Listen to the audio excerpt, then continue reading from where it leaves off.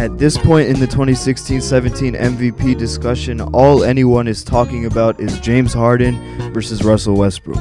The beard and his enormous output tied for second in scoring with 29.1 per game, leading the league in assists with 11.2 and 2 rebounds away from averaging a triple-double. Then there's Westbrook, who was actually averaging a triple-double on the season, the first player to do so since the great Oscar Robertson, and the only player to have over 41 in a single season.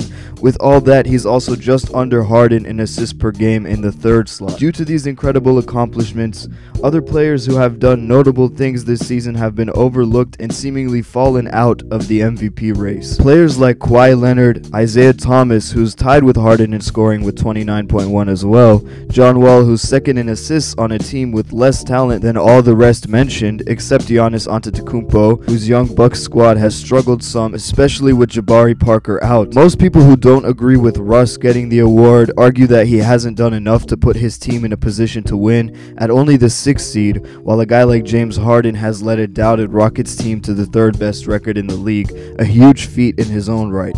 Others believe that Westbrook's historic individual season has been too iconic to not give him the trophy. Personally, I'm torn between the two. I agree that winning should be a major factor, and I also think that Russ pads his stats and chases them more than he does team victories.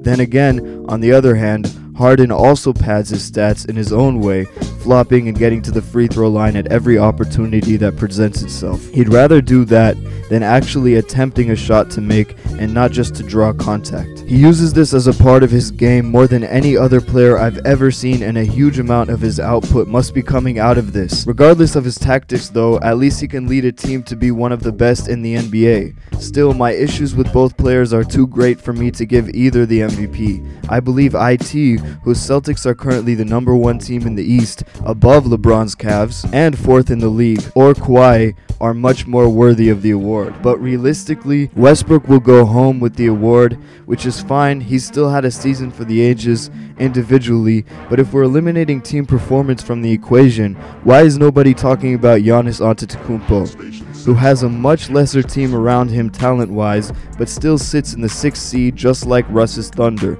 Sure, we have to keep in mind he's in the East, which is a much easier conference, but I thought winning wasn't so important to the MVP anymore. I thought that rule didn't apply this season, right? Westbrook isn't the only guy having a historic year. The Greek Freak is about to become the only player in NBA history to finish in the top 20 in all 5 major statistical categories: points, rebounds, assists, steals, and blocks.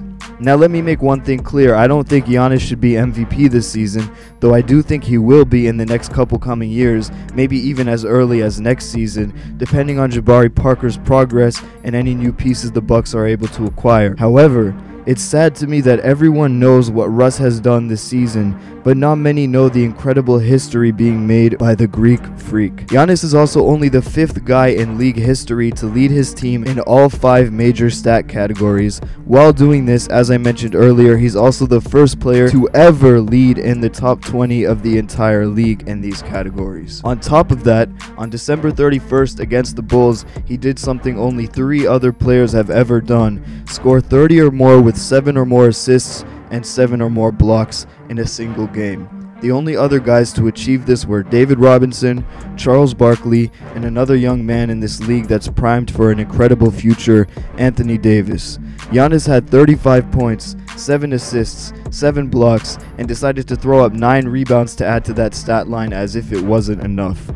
Giannis is only 22 years old, and he's already solidified himself in the same category as a select few of NBA greats. He may be the most complete all-around player to ever play the game. He's definitely one of the most unique with his combination of guard skill and speed and center size. He's averaging career highs in all major stat categories: points, rebounds, assists, steals, and blocks, and even field goal percentage, while playing relatively the same amount of minutes per game as he has earlier in his career. The scary part is his youth and the fact that he's only going to get better, with these numbers continuing to grow every season. The reason I think he's already a better basketball player than Westbrook and Harden is one stat and one stat only: field goal percentage. Giannis is on an entirely otherworldly level with efficiency, shooting 52% from the field, while Westbrook and Harden are only shooting 42 and 44% respectively. Now, in terms of who I'd give the MVP to this season, if it was up to me, it'd be Kawhi Leonard. Runner-up would be Isaiah Thomas, and third might even be Steph Curry, who's having an extremely underrated season, and I put him in that slot solely because of the way he played and kept his team together in the absence of Kevin Durant. That's all for now. Hope you guys enjoyed it. If you did, please leave it a like. Appreciate all the love and support you guys have been showing me lately, and you can say you were here in the early days when this channel eventually grows to the point I'm aiming for. Like, share, and subscribe. Clay Allen on the mic, signing off. Peace. He does a little bit of everything, but the most important thing is listening and is learning. And I told him to play in this game, you don't have to hesitate.